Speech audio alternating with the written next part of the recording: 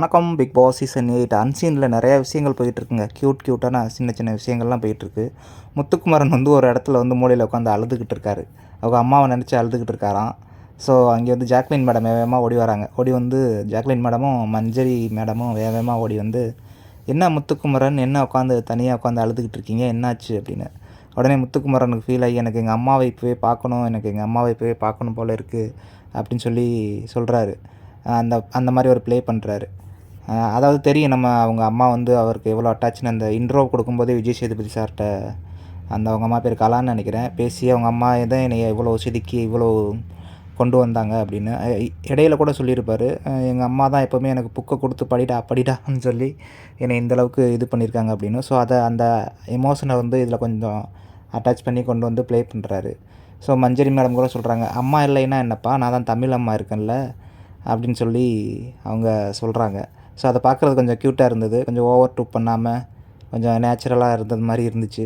So ஜாக்லின்லாம் கண்டிப்பாக பாராட்டணுங்க. 3 வேளையும் இந்த வீக் ஃபுல்லாக சமைச்சும் கொடுத்து, மஞ்சரியும் சரி, இந்த நேற்று நடந்த சண்டையில் எமோஷனல் ஆகி இது என்ன நடக்குதுன்னே தெரியாமல் அங்கே போய் அழுது, திருப்பி அவங்க பண்ணுற கொஞ்சம் அந்த மூமெண்ட்ஸ்லாம் நல்லாயிருக்கு, ஜாக்லின் பண்ணுற இதெல்லாம்.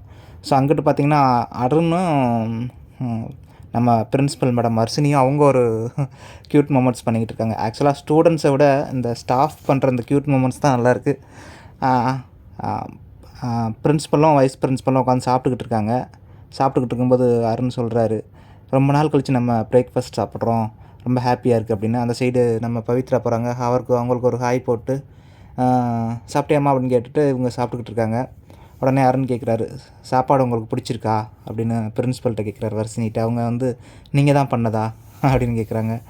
இல்லை, நான் பண்ணல, ஆல்ரெடி பண்ணது தான் அப்படின்னு அவங்க சொல்கிறாங்க. ஆனால் எனக்கு சாப்பாடை விட உங்களை ரொம்ப பிடிச்சிருக்கு அப்படின்னு அருண் ஒரு இதை போடுறாரு, ஒரு வேர்டை போடுறாரு. உடனே அவங்க சிரிக்கிறாங்க. ஏன்னா இவர் வந்து ரொம்ப ரொமான்டிக்கான ஆளாக இருப்பார் போல இருக்குங்க.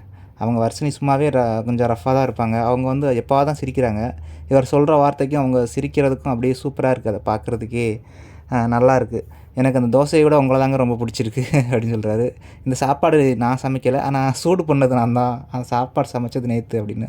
உடனே அவங்க ஒரு சிரிக்கிறாங்க. நல்லாயிருக்கு அப்படின்னு சொல்கிறாங்க. அதை பார்க்குறதுக்கும் கொஞ்சம் நல்லாயிருக்கு. ஏன்னா இதுக்கு முன்னாடி இந்த சைக்கிளில் போனதாக இருக்கட்டும், அப்புறம் அந்த மழை பெய்யும்போது அந்த 2 பேரும் குடை பிடிச்சிக்கிட்டு நின்று பேசிக்கிட்டு இருந்ததாக இருக்கட்டும், நேற்று நடந்த அந்த சௌந்தர்யா, ரியான் அவங்க லெட்ரு எழுதி அதில் வைக்கும்போது, இவங்க 2 பேரையும் சேர்த்து வைக்கிறதுக்கு அந்த லெட்ரு எழுதி வைப்பாங்க. ஸோ அதில் இவங்க 2 பேர் நடந்துக்கிற விதமாக இருக்கட்டும், ஸோ அவங்க பண்ணுற எல்லா விதமுமே ரொம்ப க்யூட்டாக இருக்குது.